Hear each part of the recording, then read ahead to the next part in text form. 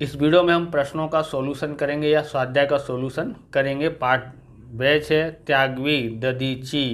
Okay, પહેલું છે વાતચીત। ઓકે, વાતચીતમાં આપણે પ્રમાણે જવાબ પણ લખી શકીએ અને અમારા જે જવાબો લખ્યા છે એની પ્રમાણે પણ તમે લખી શકો છો અને તમારી પ્રમાણે પણ લખી શકો છો। ઓકે, પહેલું છે પશુ પક્ષીઓના વર્તનમાં ક્યારે ક્યારે ફેરફાર જોવા મળે છે। જ્યારે કુદરતી આફતો હોય ત્યારે શું છે, પશુ પક્ષીઓને વર્તનમાં ફેરફાર થઈ જોવા મળે છે। એટલે આને બીજા પણ રીતે તમે જવાબ અહીંયા જોઈ શકો છો। તો પહેલું પ્રશ્ન છે પશુ પક્ષીઓના વર્તનમાં ક્યારે ક્યારે ફેરફાર જોવા મળે છે।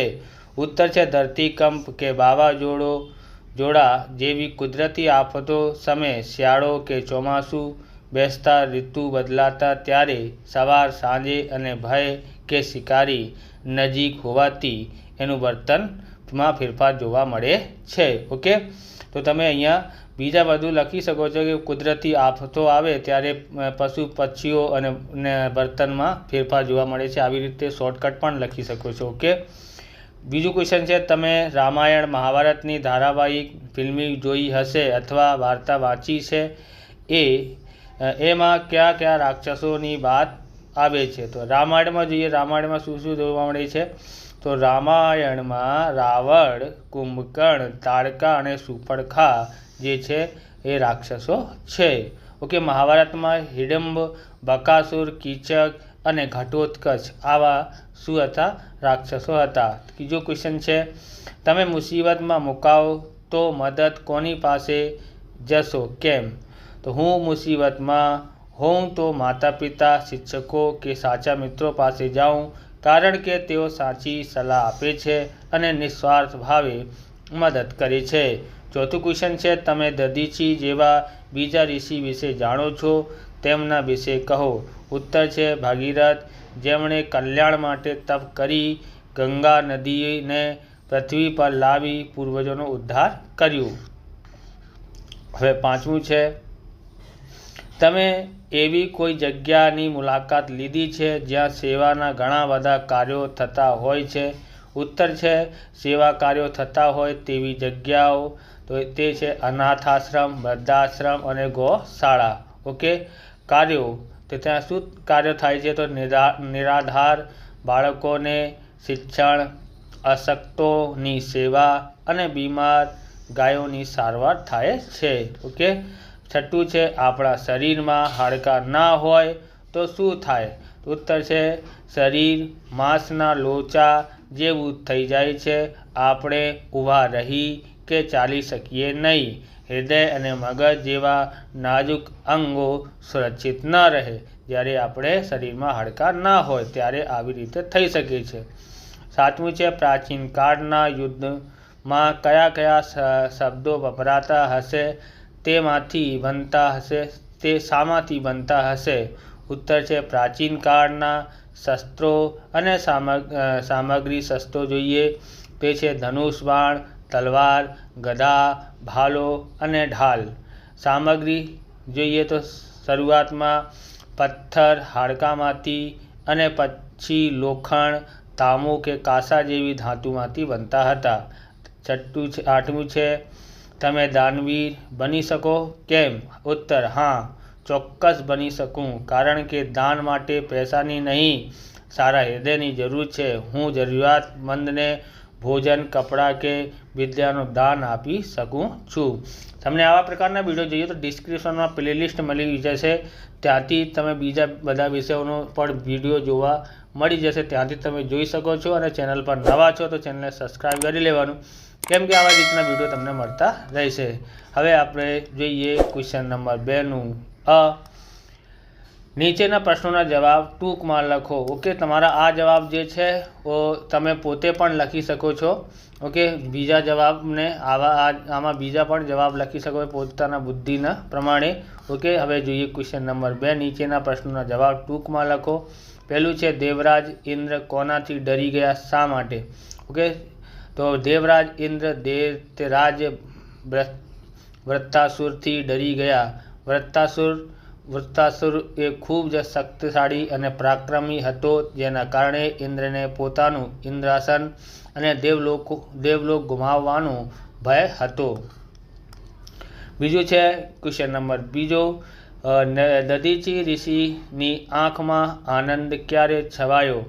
જવાબ છે જ્યારે દેવતાઓએ આવીને લોક કલ્યાણ અને ધર્મ રક્ષણ માટે વૃત્તાસુરના વધની યોજના જણાવી અને તેના માટે તેમના અસ્થિઓ યાની હાડકાનું દાન માંગ્યું, ત્યારે પરોપકારની ભાવનાથી દધીચી ઋષિની આંખમાં આનંદ છવાયો. ત્રીજું છે દધીચી પોતાની જાતને સદભાગી શા માટે માને છે? જવાબ છે દધીચી ઋષિ પોતાની જાતને સદભાગી માને છે કારણ કે તેમનું આ નાશવંત શરીર સામાન્ય રીતે ધૂળમાં મળી જવાનું હતું, પરંતુ હવે તે શરીરના અસ્થિઓ જગતના કલ્યાણ અને ધર્મના રક્ષણ માટે ઉપયોગમાં આવવાના હતા.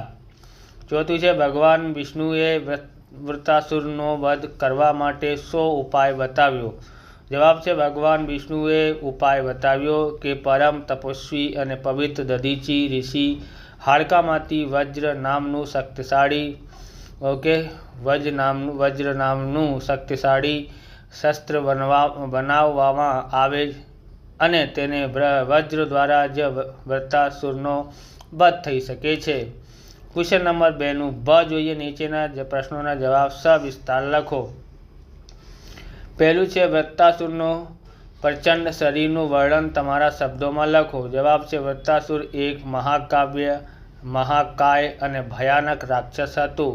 તેનું શરીર પર્વત જેવડું વિશાળ અને પ્રચંડ હતું. તેની આંખોમાંથી અગ્નિ વરસતો હોય તેવો ભાવ થતો અને તેનો અવાજ સિંહની ગર્જના જેવો ભયાનક હતો. તેના પગરવથી પૃથ્વી ધ્રુજી ઉઠી હતી. બીજો છે વૃત્તાસુરની વાત સાંભળી દેવરાજ ઇન્દ્ર શા માટે રોષ ભરાયા? જવાબ છે વૃત્તાસુર દેવતાઓને પડકાર ફેંક્યો હતો અને ઇન્દ્ર વૈભવ તેમજ સત્તાને તુચ્છ ગણાવી હતી. તેની આવી અહંકારી અને અપમાનજનક વાતો સાંભળીને દેવરાજ ઇન્દ્ર રોષ એટલે ગુસ્સો ભરાયો. ત્રીજું છે દધીચી ઋષિ આશ્રમ શોધતા દેવોને કેમ મુશ્કેલ ન પડી? ઉત્તર છે દધીચી ઋષિ એટલા મહાન તપસ્વી હતા કે તેમના તપોબળ અને પવિત્રતાને કારણે તેમનો આશ્રમ દિવ્ય પ્રકાશથી ઝળહળતો હતો. આ દિવ્ય આભા અને પવિત્ર વાતાવરણને લીધે તેઓને આશ્રમ શોધવામાં સહેજ પણ મુશ્કેલ ન પડી. ચોથું છે મહાન તપસ્વી દધીચી વિશે ભગવાન વિષ્ણુએ શું કહ્યું? જવાબ છે ભગવાન વિષ્ણુએ કહ્યું કે દધીચી એ માત્ર સાધારણ ઋષિ નથી, પરંતુ પરમ ત્યાગી, પરોપકારી અને મહાન તપસ્વી છે. તેમનું હૃદય જીવ માત્ર પ્રત્યે દયાથી ભરેલું છે અને તેઓ ધર્મ રક્ષણ માટે પોતાનો દેહ ત્યાગ કરવા પણ ક્ષણભરનો વિલંબ નહીં કરે. પાંચમું છે દધીચીને ત્યાગવીર કેમ કયા હશે? જવાબ છે દધીચી ઋષિ કોઈ પણ સ્વાર્થ વગર માત્ર જગતના કલ્યાણ માટે પોતાનો જીવતા જીવ શરીરનો ત્યાગ કરીને અસ્થિઓનું દાન આપી દીધું. સૃષ્ટિના ઇતિહાસમાં આવા અજોડ અને સર્વોચ્ચ ત્યાગ બીજા કોઈ નથી, તેથી તેમને ત્યાગવીર કયા છે. છઠ્ઠું છે વૃત્તાસુર કેવી રીતે હરાયો? જવાબ છે દધીચી ઋષિના પવિત્ર અસ્થિમાંથી શિલ્પી વિશ્વકર્માએ વજ્ર નામનું અમોઘ શસ્ત્ર બનાવ્યું. દેવરાજ ઇન્દ્ર આ દિવ્ય વજ્રનો પ્રહાર વૃત્તાસુર પર કર્યો, જેનાથી તે પ્રચંડ રાક્ષસ રણ મેદાનમાં હરાયો એટલે મૃત્યુ પામ્યો. સાતમું છે વૃત્તાસુર જન્મ્યો કે તરત જ પૃથ્વી પર શા માટે ફેરફાર થવા લાગ્યા? જવાબ છે વૃત્તાસુરના જન્મતાથી સાથે જ ચારે બાજુ અંધકાર છવાઈ ગયો. જોરદાર પવન ફૂંકાવા લાગ્યો. પૃથ્વી ધ્રુજવા માંડી અને નદીઓ તથા સમુદ્રના પાણી તોફાની બન્યા.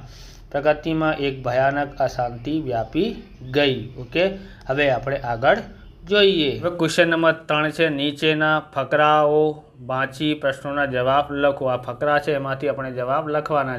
પછી આ પ્રશ્નો છે, અગસ્ત્ય ઋષિના કમ્બદેશ કેવી રીતે પહોંચ્યા? તો એનો જવાબ છે આપણી પાસે અહીંયા લખ્યું છે. ઓકે, જોઈએ. ઉત્તર છે, અગસ્ત્ય ઋષિ જળયાત્રા માટે વહાણ બનાવવાની રીત શોધી કાઢીને એ મુજબ વહાણ તૈયાર કર્યા. વહાણ થકી પ્રથમવાર સાગરદેવ ઉપર સવારી કરી તેઓ કમ્બદેશ પહોંચ્યા. કમ્બદેશ એટલે કંબોડિયા, બરાબર, પહોંચ્યા છે, બરાબર, ત્યાં પહોંચ્યા. બીજું છે, અગસ્ત્ય ઋષિએ કયા કયા ટાપુ દેશોની મુલાકાત લીધી હતી? તો આપણે હિન્દીમાં આપણે એને વાંચીએ ઋષિ અને ગુજરાતીમાં વાંચીએ ઋષિ. ઓકે, શું વાંચીએ? ગુજરાતીમાં ઋષિ અને હિન્દીમાં ઋષિ વાંચીએ. ઓકે, ઉત્તર છે, અગસ્ત્ય ઋષિએ કમ્બદેશ એટલે કંબોડિયા, વહીણ દ્વીપ એટલે બોર્નિયા, કુશદ્વીપ, બહાર દ્વીપ, સાંખ્ય દ્વીપ, મલાયા દ્વીપ અને યવદ્વીપ જાવા ટાપુઓની મુલાકાત લીધી હતી. ઓકે, ત્રીજું છે, અગસ્ત્ય ઋષિ સર્વ વિદ્યામાં પાવરધા હતા એવું શા પરથી કહી શકાય? ઉત્તર છે, અગસ્ત્ય ઋષિ પ્રતિભાશાળી હતા. અસ્ત્ર શસ્ત્ર અને શાસ્ત્રોમાં તેઓ પારંગત હતા. ધનુર્વિદ્યા, જ્યોતિષ વિદ્યા, તત્વજ્ઞાન, શિલ્પ વિદ્યા અને વ્યાકરણમાં તે પાવરઘા હતા. વળી વાહન બનાવવાની રીત પણ એમણે શોધી કાઢી હતી. આ પરથી કહી શકાય કે અગસ્ત્ય ઋષિ સર્વ વિદ્યામાં પાવરધા હતા. ઓકે, પછી છે ચોથું, દક્ષિણ પૂર્વમાં આર્ય સંસ્કૃતિનો પ્રભાવ કેવી રીતે વધ્યો? ઉત્તર છે, અગસ્ત્ય ઋષિએ શિષ્યમંડળ સાથે દક્ષિણમાં જઈને ધર્મ પ્રચાર કર્યા. વળી કમ્બદેશ એટલે કંબોડિયા, વહીણ દ્વીપ, બોનેરિયા, કુશદ્વીપ, તો વહાણ દ્વીપ, સાંખ્ય દ્વીપ, મલાયા દ્વીપ તથા યવદ્વીપ જાવા જઈને પણ ધર્મ પ્રચાર કર્યો. એના લીધે દક્ષિણ પૂર્વમાં આર્ય સંસ્કૃતિનો પ્રભાવ વધ્યો. પાંચમું છે, અગસ્ત્ય ઋષિ વિશેની કઈ કહેવત આજે પણ પ્રચલિત છે? શા માટે? તો અગસ્ત્ય ઋષિ વિશેની અગસ્ત્યના વાયદા એવી કહેવત આજે પણ પ્રચલિત છે. કારણ કે આર્યભૂમિમાંથી નીકળતી વખતે અગસ્ત્ય ઋષિએ જલ્દી પાછા ફરવાનો વાયદો આપીને ગયા હતા, પણ એ વાયદો જ રહ્યો ને એ પાછા ફર્યા નહીં. હવે ક્વેશ્ચન નંબર 4 છે, ઉપયુક્ત ફકરામાંથી જોડાક્ષરો ધરાવતા શબ્દોની યાદી તૈયાર કરો. તો એનું જવાબ છે, ઉદાહરણ છે ને આર્ય સંસ્કૃતિ, તેવી રીતે અગસ્ત્ય પ્રતિભાશાળી, અસ્ત્ર શસ્ત્ર શાસ્ત્રો, ધનુર્વિદ્યા, જ્યોતિષ વિદ્યા, તત્વજ્ઞાન, શિલ્પ વિદ્યા, વ્યાકરણ, યુવાવસ્થા. ઓકે, ક્વેશ્ચન નંબર 5 છે, પ્રશ્ન 3ના ફકરાનું સ્પષ્ટ ઉચ્ચારણ સાથે વાંચન કરો અને વાંચન માટે લીધેલા સમયની નોંધ કરો. જોડી કાર્ય કરાવો. એટલે કે તમારે 2 કે 2થી વધુ વિદ્યાર્થીઓ વાંચવાનું છે અને જોવાનું છે કોને કેટલી મિનિટ લીધી છે. ઓકે, હવે છઠ્ઠું છે, તારા જૂથની આકૃતિને આધારે પ્રશ્નોના જવાબ આપો. આ છે આપણું આ મરીચ, વશિષ્ઠ, અગ્નિરસ, અત્રિ, પુલસ્ય અને પુલહ અને ક્રતુ. ઓકે, આ છે. આ આકૃતિમાં કયા તારા જૂથની છે? તો અહીંયા આપણે લખી લીધું છે, તો જોઈએ. તો આ આકૃતિ સપ્તઋષિ તારા જૂથની છે. બીજું, તમે આ તારા જૂથ જોયું છે? તે કઈ દિશામાં જોવા મળે છે? હા, મેં આ સપ્તઋષિ તારા જૂથ રાત્રે આકાશમાં જોયું છે. તે ધ્રુવના તારાની નજીક આવેલું છે. આ સપ્તઋષિ તારા જૂથ ધ્રુવના તારાની આજુબાજુ ફરે છે। ત્રીજું છે આપેલા તારા જૂથના તારાઓમાં શિક્ષક બાલી કે ઇન્ટરનેટની મદદ શોધી અને આકૃતિમાં લખો। ઉત્તર છે આપેલા તારા જૂથ તારાઓના નામ આ પ્રમાણે છે। પહેલું છે મરીચ, બીજું છે વશિષ્ઠ, ત્રીજું છે અગ્નિરસ, ચોથું છે અત્રિ, પાંચમું છે પુલસ્ય, છઠ્ઠું છે પુલહ અને સાતમું છે ક્રતુ। ચોથું ક્વેશ્ચન છે કોઈ પણ એક ઋષિ, બરાબર, અહીંયા ખોટું લખાયેલું છે, આવી રીતે લખવાનું છે ઋષિ, ઓકે, બરાબર, વિશે 2-3 વાક્યો લખો। તો વશિષ્ઠ ઋષિ પવિત્ર 7 ઋષિઓમાંના એક છે। તેઓ મિત્રા વરુણના પુત્ર છે। સૂર્યવંશના રાજાઓ સૂર્યવંશી રાજાઓના એ કુલગુરુ છે। વશિષ્ઠ ઋષિને ત્યાં કામધેનુ હતી, તે મનોકામના પૂરી કરનારી ગાય હતી। પછી છે આ સિવાયના અન્ય તારા જૂથના નામ ઇન્ટરનેટ અને શિક્ષક કે બાલીની મદદથી જાણો અને લખો। તો આ સિવાયના અન્ય તારા જૂથના નામ અશ્વિની, કૃતિકા, રોહિણી, મૃગશીર્ષ, આદ્રા, પુનર્વસુ અને પુષ્ય, આલેખ્યા, મઘા, ચિત્રા, સ્વાતિ, રેવતી વગેરે વગેરે છે। હવે છે આ સાતમું છે નીચે આપેલા શબ્દ ચોરસમાં કેટલા ઋષિઓના નામ છુપાયેલા છે આ શોધી અને તેની ફરતે આવી રીતે કરવાનું છે। પહેલું આમાં મળશે તમે કયા કયા ઋષિઓ, તો અગસ્ત્ય, અંગિરા, વશિષ્ઠ, દધીચી, વેદવ્યાસ, અષ્ટાવક્ર, ક્રતુ, યાજ્ઞવલ્ક્ય, ભારદ્વાજ, કૃપાચાર્ય, દ્રોણાચાર્ય, આવા ઋષિઓનો તમને નામ અહીંયા મળી જશે। પહેલું જોઈએ અગસ્ત્ય, તો ક્યાં છે, આવી રીતે અગસ્ત્ય છે, તમારે આવી રીતે તમારે કરી લેવાના। બીજું છે અંગિરા, તો આ રહી ગયું અંગિરા, ઓકે, આવી રીતે તમે કરી લો। પછી વશિષ્ઠ છે, વશિષ્ઠ ક્યાં છે એ જોઈએ, વશિષ્ઠ મળી જશે, વશિષ્ઠ ક્યાં છે, આ રહ્યું વશિષ્ઠ, આ ઉલટું લખ્યું છે, આ જવાનું છે વશિષ્ઠ, ઓકે। દધીચી, આવી રીતે દધીચી તમારે કરી લેવાનું। વેદવ્યાસ, તો વેદવ્યાસ આ રહ્યું વેદવ્યાસ, ઓકે, આવી રીતે કરી લો। પછી છે અષ્ટાવક્ર ક્યાં છે, અહીંયા છે અષ્ટાવક્ર, આવી રીતે કરી લો। પછી છે ક્રતુ, તો આ રહ્યું ક્રતુ, ઓકે, ક્રતુ થઈ ગયું। Yajnavalkya, okay, Yajnavalkya, okay. પછી છે ભારદ્વાજ, તો ભારદ્વાજ ક્યાં છે, આ રહ્યું ભારદ્વાજ, ઓકે, ભારદ્વાજ ઉપર કરી લેવાનું। પછી દ્રોણાચાર્ય, આ રહ્યું દ્રોણાચાર્ય, ઓકે। આ છે આપણું ફ્લેરનો રાઇટોમીટર, 10,000 મીટર સુધી ચાલે છે, એટલે સૌથી લાંબુ ચાલે છે આ પેન, બરાબર, એનાથી લાંબા કોઈ બીજા ચાલતા નથી, એટલા માટે આ એને 10,000 મીટર સુધી ચાલવાનું રેકોર્ડ છે, બરાબર, ચાલે છે, એટલે આનું નામ છે ફ્લેર રાઇટોમીટર। દેખાવામાં ખૂબ સારું લાગે છે અને લખવામાં ખૂબ લાંબુ ચાલે છે, સુંદર રાઇટિંગ આવે છે। તમારે લેવાનું હોય તો ડિસ્ક્રિપ્શનમાં લિંક આપેલી છે કે વિડીયોની નીચે લિંક આપેલી છે, ત્યાંથી તમે લઈ શકો છો, જોઈ શકો છો, ઓકે। હવે આગળ જોઈએ, આવે છે 8મું, વાક્યમાં રહેલા ભાવને ઓળખી કોષમાં આપેલા ભાવસૂચક શબ્દોને વાક્યના અંતે મૂકો। ક્રોધ, દિવ્ય, ઉદાસી, આદર, ડર, ત્યાગ। ઉદાહરણ, રશ્મિ હંમેશા નાચતી કૂદતી રહેતી, આનંદ। પહેલું છે ભગવાન વિષ્ણુએ જોયું કે તેઓના મોં પડી ગયેલા હતા, ઉદાસી, તો અહીંયા ઉદાસી લખી લેવાનું, ઓકે। બીજું છે ભગવાને પ્રણામ કરી દેવોએ ધરતી તરફ પ્રયાણ કર્યું, આદર।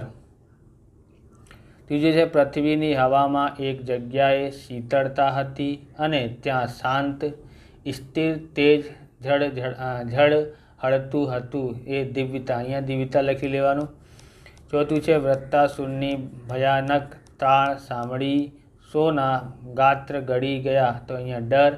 પાંચમું છે મહર્ષિ દધીચીએ પોતાના બધા અસ્થિ આપી દીધા, ત્યાગ, અહીંયા ત્યાગ આવી જશે, ઓકે।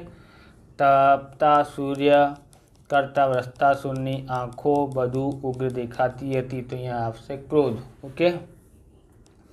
ઉદાહરણ મુજબ અર્થપૂર્ણ વાક્ય બનાવી તેનો કાળ ઓળખાવો.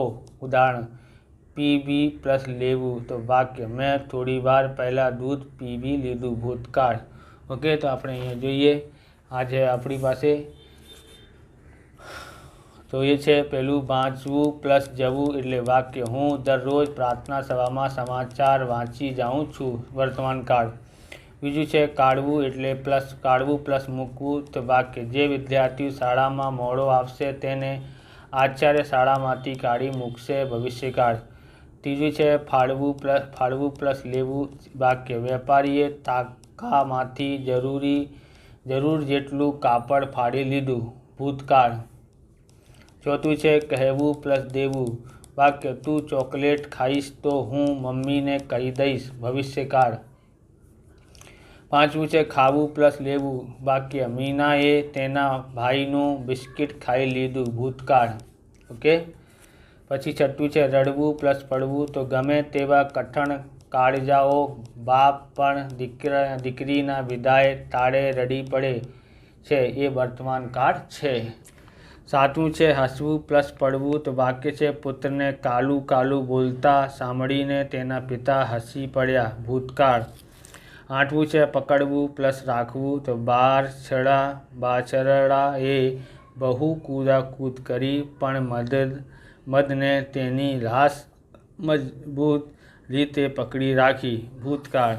નવમું છે આપવું પ્લસ દેવું. તો વાક્ય: તમે મને ઉછીના પૈસા આપશો તો હું કાલે સવારે તમને પાછા આપી દઈશ. ભવિષ્યકાળ. 10મું છે ભરવું પ્લસ જોવું. તો બજારમાંથી છૂટક લાવેલું દૂધ હું ઘરે આવીને માપિયાથી ભરી જોઉં છું. વર્તમાન કાળ. ઓકે. હવે છે આપણી પાસે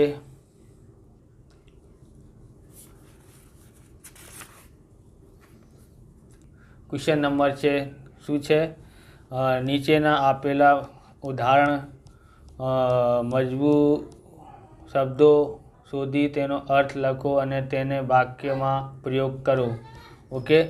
તો મહા એટલે મહાન કે મોટું. પછી જોઈએ મહાત્યાગી મહાન ત્યાગી. વાક્ય: મહાત્યાગી દધીચીએ પોતાના હાડકાં લોક કલ્યાણ માટે આપી દીધા. પેલું છે મહારથી રથમાં બેસીને અનેક યોદ્ધાઓ સામે લડનાર મહાન યોદ્ધો. વાક્ય: અર્જુન મહાભારતના યુદ્ધમાં ભલભલા યોદ્ધાઓને હરાવીને મહારથી કહેવાયો. ઓકે. આ લખીને આ લાઈન લખવાની છે. હવે બીજું છે મહાનાયક. તો પ્રશિષ્ટ સાત્યકૃતિ વ્યાપક રીતે છવાઈ જતો સમર્થ અને પ્રતિભાશાળી નાયક. વાક્ય: અમિતાભ બચ્ચન અનેક ફિલ્મોમાં શ્રેષ્ઠ અભિનય કરીને મહાનાયક બની ગયા. અહીંયા કવિ આવશે મહાકવિ. તો કવિઓમાં શ્રેષ્ઠ ઊંચા ગજાનો કવિ. વાક્ય: કાલિદાસ સમાજને ઘણી બધી શ્રેષ્ઠ કૃતિઓ આપીને મહાકવિનું બિરુદ પામ્યા છે. ચોથું છે અહીંયા મહાકાવ્ય લખવાનું છે. કદાવર એટલે મોટા શરીરવાળું. ઓકે. વાક્ય: ભીમનું શરીર જ એટલું બધું કદાવર હતું કે એને મહાકાય કહેવા જ પડે. અહીંયા આવશે મહાકાવ્ય મોટું લાંબુ કાવ્ય. વાક્ય. ઓકે. અહીંયા જે છે ને અહીંયા મહાકાય આવશે. ઓકે. મહાકાય અને મહાકાવ્ય મોટું લાંબુ અને કાવ્ય. વાક્ય: રામાયણ એ હિન્દુ ધર્મનું મહાકાવ્ય છે. 11મું જોઈએ નીચેના શબ્દોમાં પાણીને બદલે જળ અને જળને બદલે પાણી શબ્દ મૂકી શબ્દો ફરીથી લખો. પહેલું છે પાણી માર્ગ એટલે જળ માર્ગ. જળયારું એટલે પાણીયારું. પાણીચર એટલે જલચર. પાણીચક્ર એટલે જલચક્ર. જળધાર એટલે પાણીધાર. પાણી બંબાર એટલે જળ બંબાર. પાણી બિલાડી એટલે જળ બિલાડી. ઓકે. હવે છે આપણે ક્વેશ્ચન નંબર 12. એમાં પ્રથમ ભાષામાં ભાષાંતર કરવાનું કીધું છે. તો આપણે એને હિન્દી અને ઇંગ્લિશ બંનેમાં ભાષાંતર કરીશું. ઓકે. તો પહેલે વાંચી લઈએ. વેત્રવતી નદી કાંઠે વિદિશા નામે નગરી હતી. ત્યાં શુદ્રક નામે રાજા રાજ કરતો હતો. તે રૂપવાન અને ગુણવાન હતો. ક્રોધમાં તે યમ જેવો, કૃપામાં તે કુબેર જેવો, શૌર્યમાં તે અગ્નિ જેવો, બુદ્ધિમાં બૃહસ્પતિ જેવો અને રૂપમાં ચંદ્ર જેવો હતો. તેણે પૃથ્વી પરના બધા રાજાઓ પર પોતાની આણ વર્તાવી છે. તો આપણે જોઈએ, સૌથી પહેલાં હિન્દીમાં જોઈએ.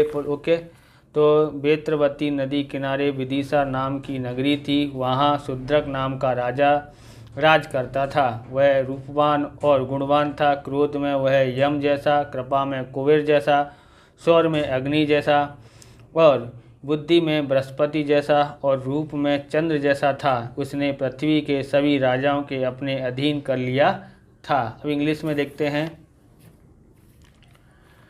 On the banks of the river Vetravati there was a small town called Vidisha. King Shudrak ruled over it. He was handsome and virtuous. When angry he was like Yam. He was compassionate like Kuber, valiant like Agni, intelligent like Brihaspati, and handsome like the moon. He had established his supremacy over all the king of the earth. કે આવી રીતે આ video પૂરો થાય છે. તમને video સારું લાગ્યો તો લાઇક કરવાનું, ચેનલને સબસ્ક્રાઈબ કરવાનું. મળીએ બીજા વિડીયોમાં. જય હિન્દ, જય ભારત, વંદે માતરમ.